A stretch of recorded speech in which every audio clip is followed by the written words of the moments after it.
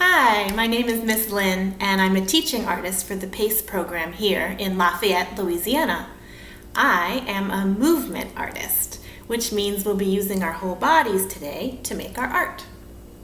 The PACE art program integrates the arts with classroom curriculum, and it's brought to you today by the Acadiana Center for the Arts and the Lafayette Parish school system.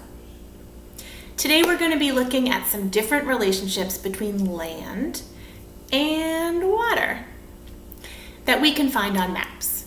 We will get to become mountains and valleys, which create rivers, and we'll also get to become the waves in the ocean and create a coastline. We'll use our bodies to make shapes and movements, sometimes staying in one place and sometimes moving across the floor. All you need is some space. And remember, you can pause this video at any time if you need to. If you have two chairs, we might need them a little bit later, so you can keep that in mind.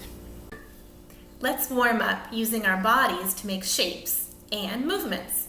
Shapes stay still, and movements move. And we'll make two different kinds of movements. Non-locomotor, where we move our bodies, but we stay in one place. And locomotor, where we move our bodies and we go somewhere new, moving across the floor. Have you ever heard of that word locomotor before? Some people have. It used to be that every time you saw a train, people called it a locomotor. They'd say, look, there goes that locomotor. So just like a train starts in one place and goes somewhere else, that's what a locomotor movement means. It means to go somewhere else. So, all right, let's get started. Remember, you need a bunch of space, and we're always going to start our warm-up with shape first, then non-locomotor movement, then locomotor movement. Let me show you what I'm talking about. So we know when we make a shape, we have to use all of our body parts. So I have to make sure I'm using my legs, my torso, my arms, and my head. So let's pretend this is my first shape. Can you make this shape? Awesome. It should feel very stretched out, very straight. So now we're going to move this shape into a non-locomotor movement. Non means not, right? So that means we're not going across the floor. Can you find a way to move this shape but stay in one place? Maybe it's like this. Can you try that? Maybe it's like this. We're moving, but we're not going anywhere, right? Try this one. Maybe it's like this. Okay, those are all non-locomotor movements. Now, let's take this shape and take it somewhere. So this is a locomotor movement. We're going across the floor. Maybe you want to take this shape and gallop that direction. Let's try that. Yeah, all right. Let's try another one. So again, we're always going to have a shape first. Can you make your own shape? Let's make this one kind of curvy. Have your legs, torso, arms, head. All right, let's do a non-locomotor movement. Try that. Cool, right? We could also do this.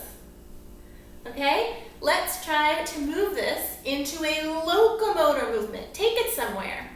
I'm gonna spin with mine. You can spin toward the screen if you want. Ta-da! We went somewhere new. That means it's locomotor, right? All right, let's try one more. Let's see. How about if we make a shape with a lot of angles in it, like bends in your arms and legs and torso. Should we try that? All right, I'm gonna make mine over here. So let's have bends in our legs, bends in our arms, bends in our head, and bends in our torso. Here we go. That's our shape. Show me your shape. Awesome. Let's non-locomotor movement it. That means let's move it, but not go anywhere. Can you move your shape? Right? Maybe you move your head and your arm. Maybe you move your whole self. It's a wiggle. All right. Can you figure out how to move this shape in a locomotor way? That means like a train. You're gonna go somewhere new. Let's go that way. Ready? I think I'm gonna take mine and march. What will you do? Let's take our shape somewhere. Go. 1, 2, 3, 4, 5, 6, 7, 8. And we did it. Today we're going to use our new knowledge about making shapes and movements to become some of the things we find on maps. Let's look at an actual map. This is a map of the whole United States, where most of us watching this video probably live. There is a map key right here on the bottom of the map, which shows us the symbols on this map and what they mean. Symbol is like a picture. So you see we have 2 symbols, right? What is this first one? Mountains, right? So we show mountains by showing these brown sort of triangles. And what is the second one? Can you see that? River. We show river with blue lines. Why is river blue, do you think? What is anything blue on a map? It means water, right? Okay, awesome. And what about anything white or brown on our map? What is anything white or brown on our map going to be? Is it land or water? It is land. Good job. So our mountain is land and our river is water. All right. And do you see these 2 things on the map? Yeah, we can see them, right? Here's a river right here, that blue line. There's some more rivers over here. See those? And then do you see the mountains? Right through here, those brown triangles. And then there are some on this side. Brown triangles. See them? Awesome. So we know that the United States has some rivers and it has some mountains. All right, there's another landform we want to notice. A landform is a natural feature on the earth. So river is a landform, mountain is a landform, right? These are things that occur on the earth's surface. There's one more landform that I want us to look at. Do you see more water on this map than just the rivers? Yes, right? You see all that blue stuff. Can you tell what all that blue stuff is? I'll show you. I don't know if you can see it. Yeah, that's an ocean. Over there's the Atlantic Ocean, and over here is the Pacific Ocean. All right. Well, any place where the land meets the water that meets the ocean is called a coast. It's kind of the edge between the land and the ocean. Do you see any coasts on our map? Anywhere where the land meets the ocean? Yeah, we sure do. All along here, right? That's a coast. This is a coast down here, right? Everywhere the land meets the ocean. And then we even have another one over here. This is the west coast, right? Where the land meets the ocean. All right. Okay. I want to show you an actual picture of one of the landforms on our map. Do you see it? Which one is this? This is showing us mountains, right? The big tall things are the mountains. The grass in the middle, that's pretty flat. Between the mountains, that's called a valley. You see that? All right. And do you see the river? You should see some water running through the grass right at the base of the mountain, at the bottom of the mountain. That's the river. There are very often rivers in valleys between mountains, and we'll learn more about why in a little bit. Here's another picture of some more mountains and a valley from our own country. These mountains look tilted, don't they? These are called the Rocky Mountains, and they're in the United States of America. So again, you see the mountains, which are the big tall things. You see the valley between them, right, which is pretty flat. And you see a river running right through the valley at the base of one of the mountains. All right, well, we can try to better understand the relationship between mountain, valley, and river if we pretend to be them by putting them into our bodies. Let's start with mountain. Is it a shape or a movement? It's a shape, right? Mountains don't move. And are they big or small? Really big, right? And what shape are they usually? Do you remember what you saw? A lot of times they're pointed on top, right? All right, so let's take our bodies and make one big mountain. How would you do that? Make a big mountain. Maybe like that, right? Pointed on top. Like that, maybe? Yeah? And you could make your whole body into a mountain, one big mountain, by making your whole self pointed like that, right? You can try that. Yes? Show me your mountain. What does it look like? 1, 2, 3, mountain. Yeah. All right. What if we wanted to make not just one mountain, but you know when you see mountains, a lot of times there's a lot of mountains together, like that's called a mountain range. Could we use our bodies somehow to make 2 mountains? I'm thinking about that. I think I'm going to have to do it on the ground. What if my knees were one mountain and my head was the top of the other mountain? Can you make 2 mountains like this? Yeah, and we could probably make mountains other ways, right? Let's see.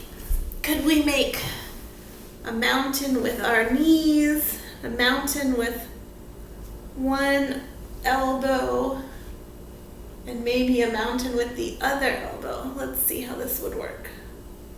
Aha! Try that. 3 mountains.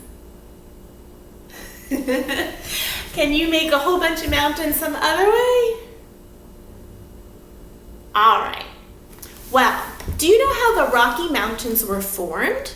They formed 80 million years ago, when part of the Earth's crust, that's the very top part of the Earth on top that we walk on, it was squeezed and pushed up into the air from underground to form a mountain range.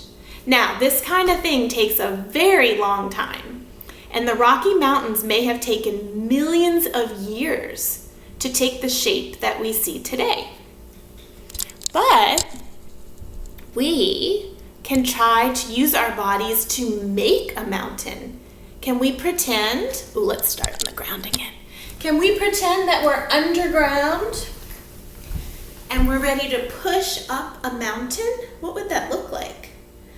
We said it was squeezed and pushed up, right? Let's squeeze and push up a little bit more. Here we go. Squeeze and push up. Wow, it felt really powerful to create that mountain. Did you feel that? Yeah, and that was a shape that lasts for a very, very long time. All right, let's look at what else we saw in the pictures. Remember, we saw mountains, and then between the mountains, I said that was called a valley, okay? What makes a valley a valley? Well, a valley is a low area of land between 2 mountains. That's what we saw, right? Is valley a shape or a movement? If we were going to be a valley, would we take a shape or would we make a movement?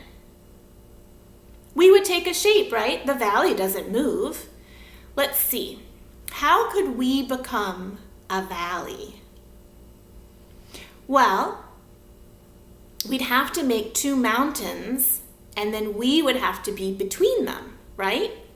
So now is a chance for us to use those 2 chairs I talked about. So if you have 2 chairs that you can use and borrow, go ahead and please ask a grown-up if it's okay, because we're actually going to turn these chairs upside down. Okay, so if you need to pause and go find 2 chairs, I'm going to use my dining room chairs because they're easy to move around.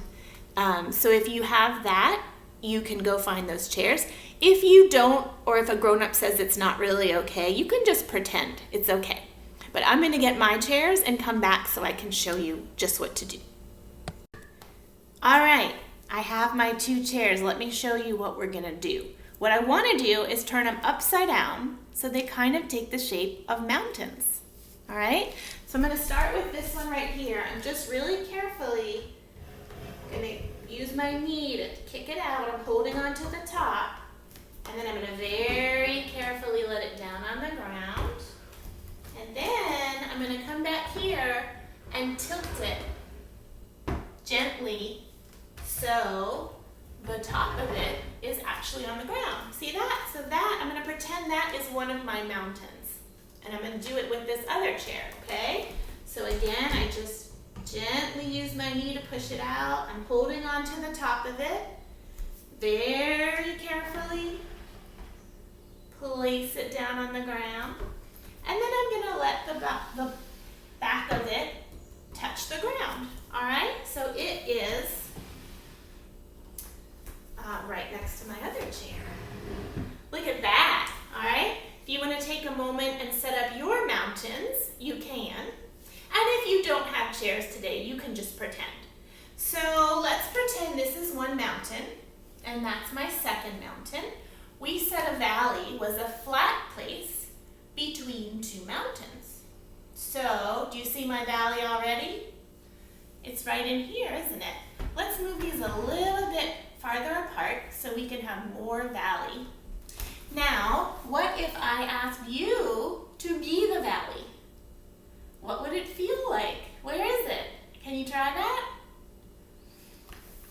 I'm going to be a valley right here.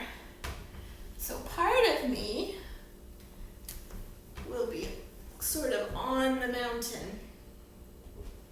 And then my back, really just my back is the valley right now, isn't it? I am lying between the mountain. It's sort of relaxing to be a valley. Do you want to try it? See what you think. Yep, definitely relaxing. All right, let me see your valley. Yes, that's it. It's a flat place between 2 mountains. All right, now, I said that often there are rivers in valleys between mountains. Why would that be? I want you to think about when it rains. When it rains on the mountain, there's our mountain, right? Let's go rain on it. What happens to all of that water? I'm going to pretend my fingertips are the rain, and here they go, raining, raining, raining on the mountain. Now, where does water like to go? Does it go up or does it like to go down?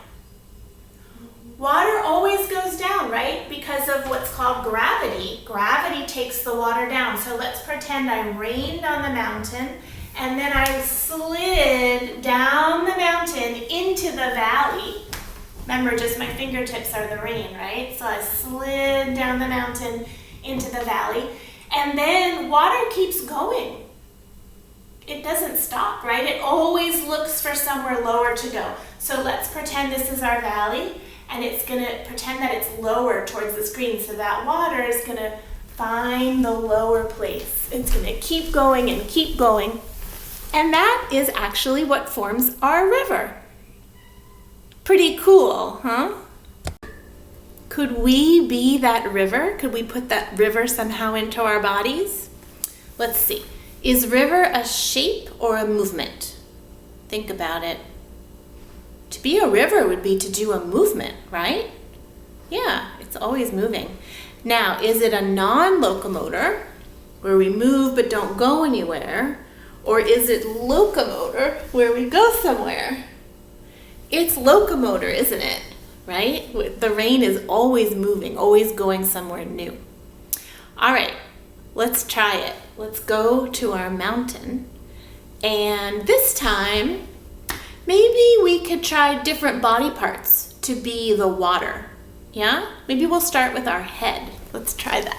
So here I am near the mountain, and I'm going to say my head is the rain. Okay? So my head is going to start raining on the mountain, and then we're just going to kind of pretend to roll down the mountain. So you're going to need your body behind your head to roll it down the mountain like that.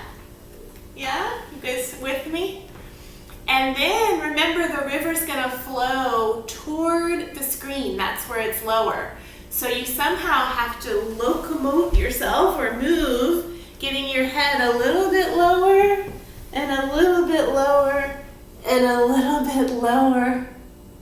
Okay? And we know that the river would go for a long, long, long time until it hit the ocean. But we don't have that much room right here in our living room. So let's try that again. You ready? All right, here we go. Our head is the rain. Okay, so first we're going to rain down. And then we're going to roll down the mountain into the valley, where our rain's going to get lower and lower and lower. Okay, did you do it with me? I hope so. Let's try another body part. Let's try our hands, because we didn't really do that, okay? Okay, your hands are the rain. Oh, you know what? At the tops of mountains, sometimes there's ice. That might melt and turn into water. Should we try that this time with our hands being the ice? Let's do that. Okay, so here we go. So is ice a shape or a movement? Ice is a shape, right? It doesn't move at all. So let's be ice with our hands. But when it starts to melt, it'll be a non-locomotor movement, right? My hands are moving, but I'm not going anywhere. And then here's our locomotor movement. It's melted, the water comes down the mountain into the valley, and it's going to turn into the river, getting lower and lower and lower as it flows out toward the screen. Yeah, should we do that one more time? Okay, let's try it. Here we go. Show me your best ice shape with your hands. This is mine. Ready to melt? Non-locomotor movement, melt, melt, melt. When you get to the mountain, you start rolling down the mountain. That's locomotor, right? Into the valley. And we're gonna flow like the river, lower and lower and lower. All right, we were the river. So, of course, you can try this with any body part that you want. We did head and hands, but you could do your shoulders or your feet, whatever you want. So if you want to go back and be either ice melting or rain falling down the mountain into the valley to become the river, you are welcome to do that. And you know, the mountain and the valley together with the rain kind of create the river, right? Because the river is always looking to go to the lowest point. But it's interesting to know that the river kind of creates the valley too. Because over time, that water carves out the valley to be exactly the shape it needs. And that's actually called erosion. We might do that in another class. All right, it's time to look at our other landform that we saw on our map. Here is another picture for you. This is a picture of a coast. This first one we're looking at is from the state of Alabama. We can see where the ocean meets the land, right? That is our definition of coast. It's also called the beach. I'm sure many of you have been to the beach. Here's another coast. This one is in Oregon. This one has more trees on it, and it even has mountains in the background. But it's still where the land meets the ocean, right? You can see that. All right, I have one more coast to look at. This one is in California. This coast is more rocky, and the land is tall and steep right near the ocean. And you see the road cut into the land, so people can drive right next to the ocean and look down on it. So again, this coast is where the land meets the ocean. So it looks like coasts can be sandy or have trees or be rocky, but in all of these coasts, it is where the ocean meets the land. And I was noticing that in all of these coasts, there were waves. Did you see those? We could put the waves of the ocean into our bodies, couldn't we? That would be easy. If you were going to be the waves in an ocean, would you be making a shape that stayed still, or would you be making some kind of movement? It would be a movement, right? The water in the ocean is always moving, and that moving water we call waves. So, let's see, are the waves non-locomotor or locomotor? They kind of can be both. Let's start with non-locomotor, all right? So here we are. Can you be waves with me? So let's start with our arms. Add your shoulder and your head. This is non-locomotor movement because we are moving our whole bodies, but we're not going anywhere, right? Now, do you know what makes waves into locomotor movement? It's the wind. The wind blows the waves, and then sometimes they blow towards the shore. So let's try that. Let's pretend that the screen is where the shore is, okay? And so here are my waves. I'm doing non-locomotor. Can you be waves with me? And let's move them toward the shore, like that. I want to show you what actually happens when the wave gets close to the land, all right? So I'm going to use my trusty chair to be the land. You know, at the place where the coast is, the land, if it's sand or mountain or even a treed place, it slopes down toward the water, right? Just like this. So let's pretend that I am a wave, all right?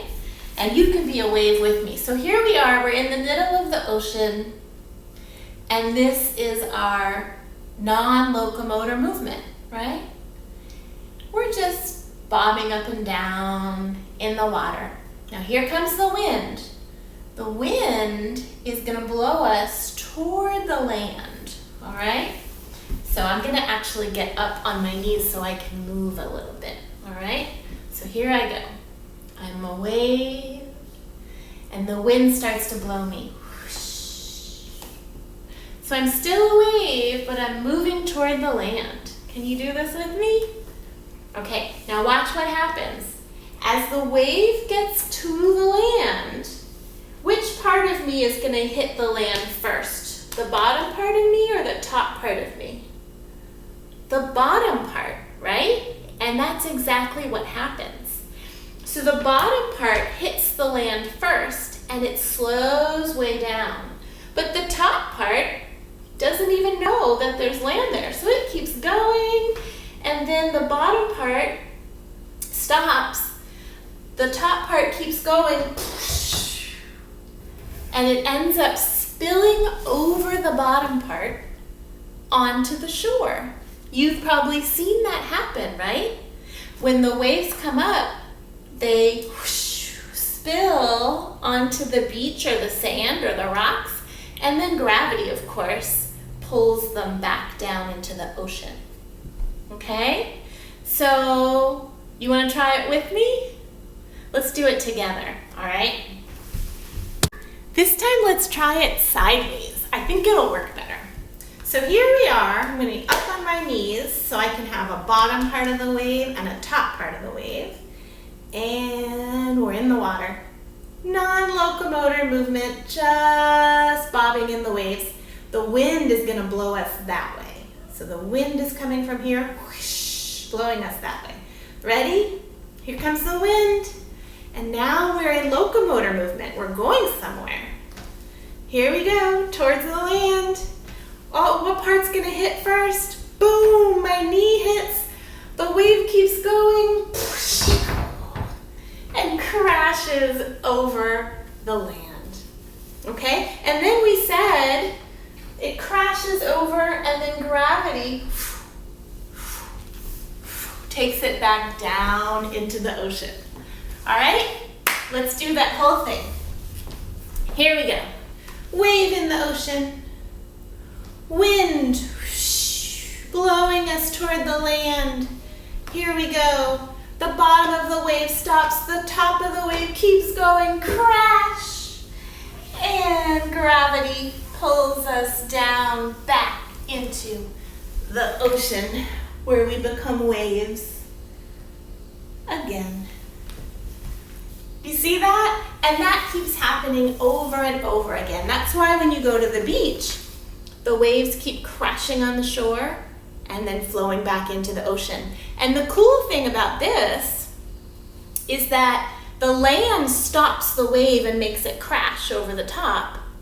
But also, all that water takes some sand away every time it goes.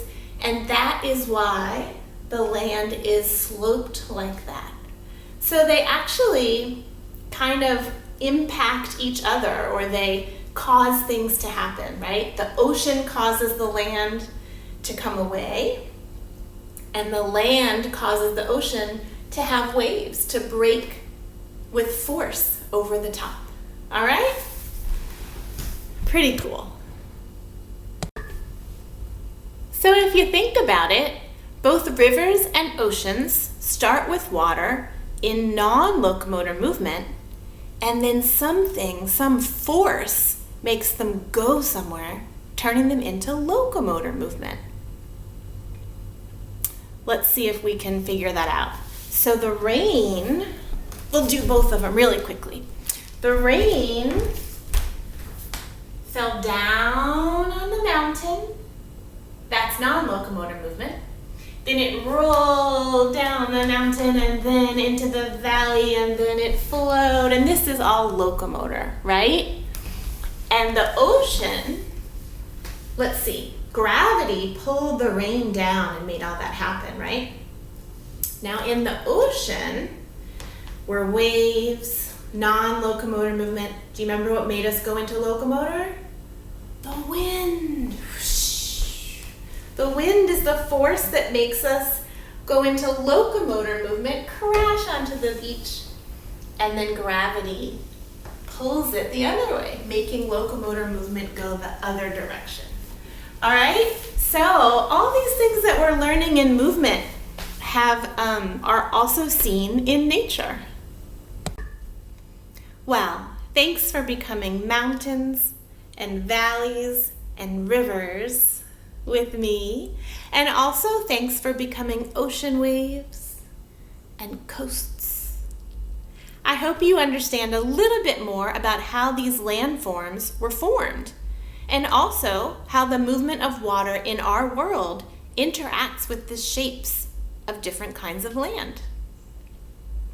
We'll be posting a new lesson every day at 10 a.m. on the Acadiana Center for the Arts YouTube channel for kindergarten, first, and second grades, each tied to the academic curriculum.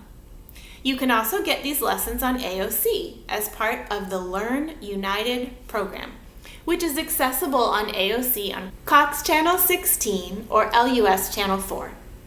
Kindergarten lessons air at 8 o'clock, and first and second grades air at 9 o'clock. Some lessons are in visual arts and some are in creative movement, like this one. So be sure to come back and make art with us tomorrow. If you're interested in supporting programs like this, please visit Acadiana Center for the Arts.org, the nonprofit who manages the PACE program. Please spread the word, share our videos, and keep making art. Bye-bye, everybody.